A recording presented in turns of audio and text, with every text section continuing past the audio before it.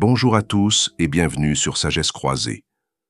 Nous sommes ravis de vous accueillir dans cet espace dédié à l'exploration de la sagesse et à l'ouverture des consciences. Imaginez un monde où la quête de l'éveil ne dépend pas d'une intervention divine, mais repose entièrement sur la puissance de votre propre esprit.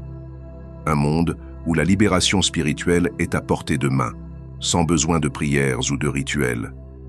Bienvenue dans l'univers fascinant du bouddhisme, une tradition qui défie les conventions et nous invite à redéfinir notre relation avec le sacré. Le bouddhisme, avec ses enseignements millénaires, propose une vision radicalement différente de la spiritualité.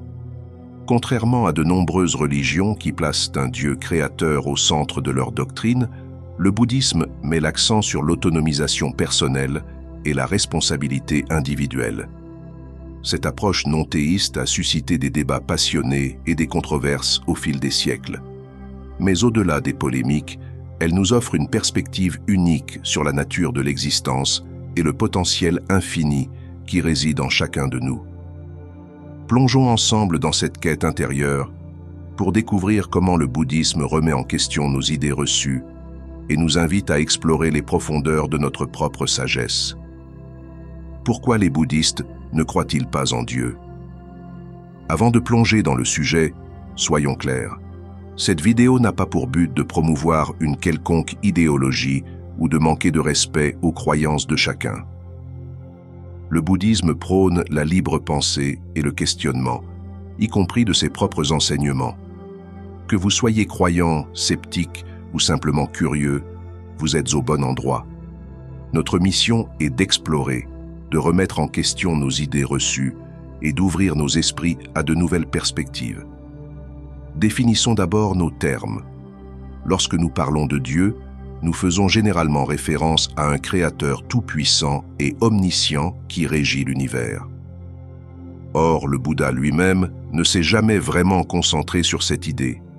Il était davantage intéressé par la résolution du problème de la souffrance humaine dans l'ici et maintenant, plutôt que par des spéculations sur les origines ultimes. Lorsqu'on l'interrogeait sur la nature de Dieu et de l'univers, le Bouddha restait souvent silencieux, affirmant que ces questions étaient sans importance pour le chemin de la libération.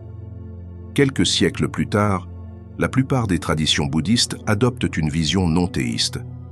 Cela ne signifie pas qu'elles soient athées. Certaines reconnaissent des divinités et des êtres surnaturels, mais ceux-ci sont perçus comme des représentations symboliques de qualités éclairées, non comme des créateurs tout-puissants. Pourquoi ce départ de l'idée d'un Dieu créateur? Au cœur du bouddhisme se trouve l'autonomisation.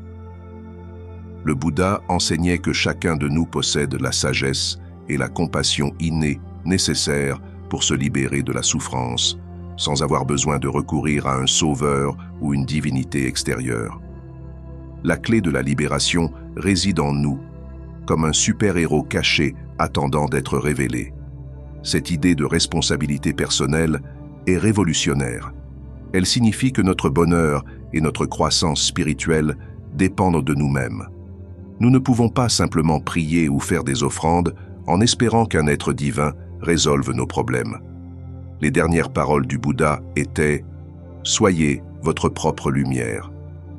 En d'autres termes, faites confiance à votre propre sagesse, questionnez tout et ne suivez pas aveuglément un leader ou une doctrine. Mais ce n'est pas tout. Les bouddhistes croient également au karma et à la renaissance, l'idée que nos actions ont des conséquences qui façonnent nos expériences futures, tant dans cette vie que dans les suivantes. C'est une sorte de jeu cosmique de cause à effet, et il n'y a pas besoin d'un juge divin ou d'un comptable céleste pour tenir les comptes. Nous sommes les artisans de notre propre destin, récoltant ce que nous semons. Ce concept de karma est lié à un autre enseignement bouddhiste fondamental, l'idée de non-soi ou anatta. Le bouddhisme affirme que tout, y compris notre sentiment de soi, est impermanent et en constante évolution. Il n'existe pas d'âme éternelle et fixe créée par une divinité. Nous sommes plutôt des flux changeants de pensées, de sentiments et d'expériences. Désolé pour cette courte interruption, mais si ce contenu vous inspire, pensez à liker, vous abonner, activer la cloche et partager pour soutenir la chaîne. Merci infiniment pour votre précieux soutien. Si cela semble déroutant, vous n'êtes pas seul. Les philosophes débattent de cette idée depuis des siècles. Le point du Bouddha était que s'accrocher à un faux sentiment de soi est une source majeure de souffrance.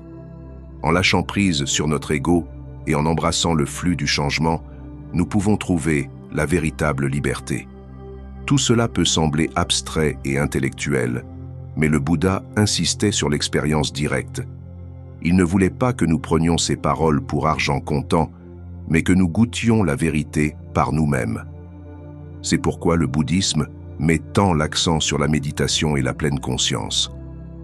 En observant nos propres esprits et en cultivant la conscience, nous pouvons percer les illusions et découvrir la nature ultime de la réalité. Le bouddhisme soutient que la vérité suprême est au-delà des mots, des concepts et même des croyances. Elle ne peut être connue que par l'intuition directe. Plutôt que de débattre de l'existence de Dieu, le bouddhisme nous invite à entreprendre un voyage personnel de découverte de soi.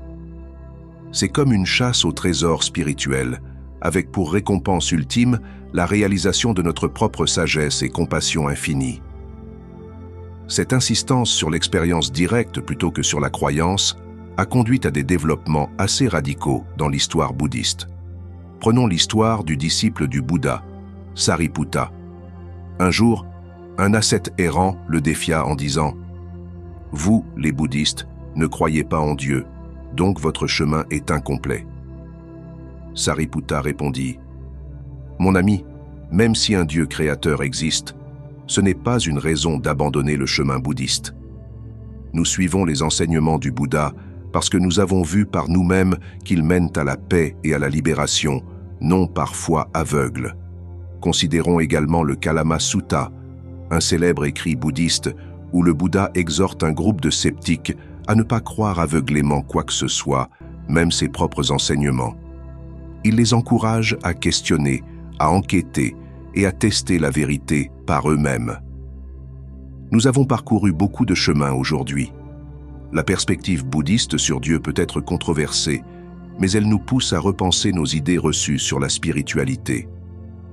Au lieu de compter sur des sauveurs extérieurs ou des croyances abstraites, le bouddhisme nous exhorte à regarder en nous-mêmes, à questionner profondément et à faire confiance à notre propre expérience.